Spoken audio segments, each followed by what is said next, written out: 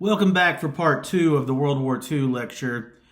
So, the turning point, the United States enters the war. And it's going to change the complexity of World War II considerably. Now, just as in World War One, the number one thing America brings is stuff.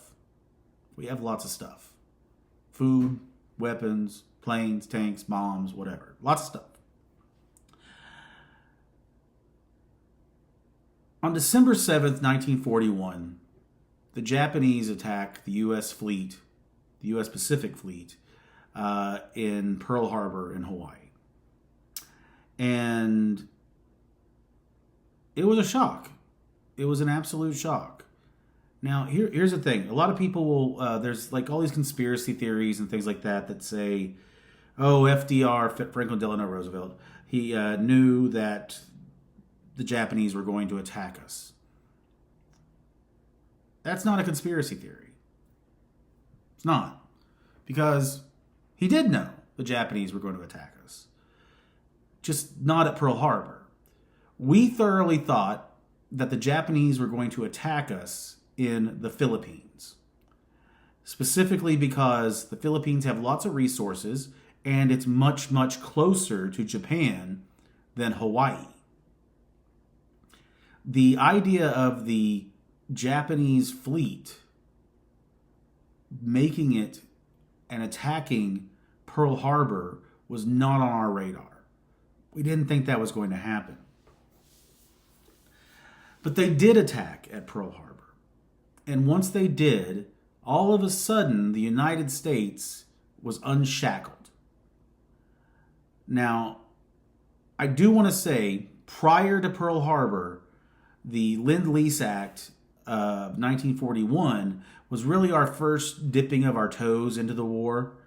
It allowed us to supply Great Britain and the U.S. and the Soviet Union. And in the name, lend, lease. We don't just give them things. We're lending them to them, or we're leasing them to them. And the idea was that if we need them back, they'll come back. Well, that was never going to happen. But the Lend-Lease Act, and I want you to go look up more about the Lend-Lease Act. I will probably give you some supplemental stuff on World War II. The Lend-Lease Act allows the United States to start supplying our allies.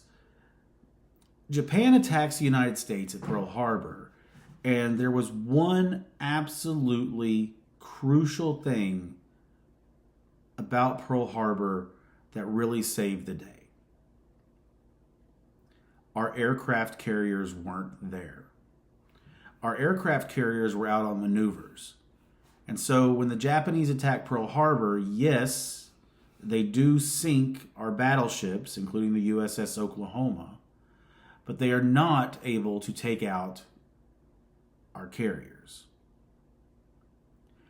This means that we are able to we are able to keep a fleet in presence. And the War of the Pacific will very much be an aerial war and aircraft carriers, just like today. If there's an international problem today, what do we dispatch? An aircraft carrier. It's an important part of warfare. But once Japan attacks the United States, it allows the United States to declare war on Japan. And then when U.S. declares war on Japan, because of their allegiance, Germany declares war on the U.S. Boom. The United States can now full-blown enter the war effort. What do you need, Britain? Here you go. And this is important because it brings the United States out of the Great Depression. Why is this important internationally in a world history context? Because after the war, we'll help rebuild the world. Now, moving on to point B here, Hitler and Stalin had signed the the Nazi-Soviet Non-Aggression Pact in 1940, and it said that they would not fight each other. Stalin knew that was a lie. And then in 1941, June of 1941, Operation Barbarossa, Germany tries to invade the Soviet Union. Now, I'm going to get into some myths you might hear in history. People will say, never try to invade the Soviet Union in winter. The problem was that really they were trying to invade the Soviet Union in the rainy season. And it was also the problem that the Nazis tried to use their heavy tanks, and it was muddy. And so all their heavy tanks got bogged down in the mud. Had they tried to use their lighter infantry and more aerial warfare, they may have been more successful. But fortunately, they weren't. In 1942 to 1943, we have the Battle of Stalingrad, which is the turning point on the Eastern Front. Which means that it's going poorly for Hitler everywhere. It's going poorly for Hitler in the East. It's going poorly for Hitler in the West. It's going poorly for Hitler in North Africa. And part of that is his problem. Going back to quickly to the war in the Pacific, the United States is going to use what they call an island hopping, where they're going to go from one little island to another little island to another little island to another little island to try to make their way toward mainland Japan. Now, one of the great consequences of this is that it means you go to all these little islands today and get a Coca-Cola. But there's also an American influence everywhere. Wherever the United States Army went, so did American influence. So, but yeah, that island hopping strategy. The Battle of Midway in June of 1942, the United States gains naval superiority over Japan. Stalingrad and Midway are two very important battles when it comes to World War II and the tides turning. Going on to point 4, the home front and the war economy. For every nation involved, there is going to be massive rationing, propaganda campaigns, wartime economies. And a wartime economy is not a real economy. It's an economy that's being driven by producing for war efforts, conserving for war efforts, etc.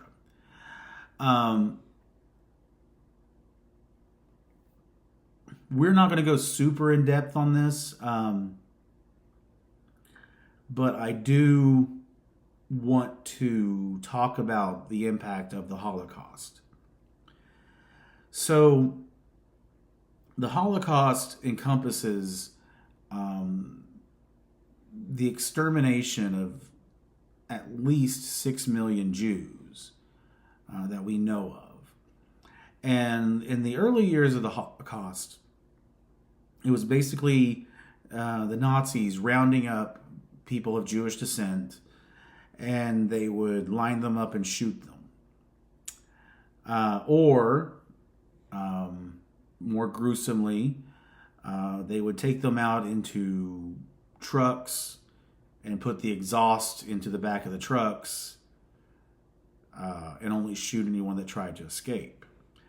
The Holocaust, as we kind of know it in popular culture of the gas chambers, came about because it was more efficient and, sadly, cheaper. It is very difficult to wrap your mind around this.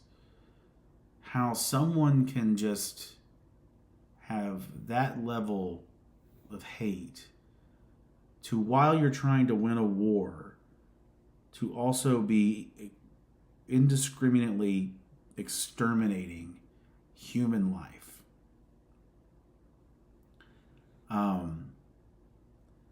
Now, of course, many Jews were used for forced labor, also Poles, Slavs, Gypsies, etc. It was basically slave labor. You worked until you died. They didn't care about feeding you. They didn't care about keeping you alive because they just replaced you. this is a lasting legacy. I mean, it's an atrocious part of human existence. It's one that I struggle with. I'm glad we don't have to do a whole lecture on it, but you know, the Holocaust is real, and it's a horrible, horrible piece of human history. Now, there are questions of why didn't the United States try to intervene in the Holocaust quicker? And this is where it becomes one of those tough questions. You got two choices. Do we try to intervene in the Holocaust and spend resources there? Or do we spend our resources over here to end the war, which will also end the Holocaust? And when it was all said and done, FDR decided, let's end the war, get rid of the Nazis, and that gets rid of the Holocaust. We knew about it. It wasn't a secret. We knew about it. Of course, the beginning of the end, D-Day, June 6, 1944. The massive Allied invasion at Normandy, France, Nazi-occupied France. Thousands upon thousands of young men died in this push. But after that happened, it was basically over for the Germans. It was a race to get to Berlin between the Soviets and the United States. Because whoever got to Berlin was going to kind of control a little bit more of the narrative of what happened after the war. So you have the United States coming from the west, along with the Brits. You have the Soviets coming from the east. Hitler kills himself along with his wife and his dog on April 30th of 1945. A week later, on May 7th, 1945, Germany surrenders. The war is over. Once the war is over in Germany, the focus then turns to Japan. At the Battle of Okinawa in April to June of 1945, the U.S. makes massive inroads, wins that battle. The new president, Truman, because FDR dies in office, learns about the Manhattan Project, the development of this nuclear weapon. This weapon that was unbeknownst to anybody. But we got a problem. Now that the Germans are defeated, the Russians say, we'd ask the Russians to help us against Japan. Now we don't want their help. We wanted their help when we were struggling, but now we don't want their help because we don't want the Russians to have any say in what happens in Japan after the war. So I'm going to talk about the decision to drop the atomic bomb. Harry Truman has to decide if he wants to use a weapon that can kill 100,000 people with one bomb. And his deciding factors were this. Japanese society had been militarized to the point where people had been trained to turn broomsticks into spears to fight off foreign invaders. And so Truman is told it might cost up to 1 million lives if we ground invade Japan.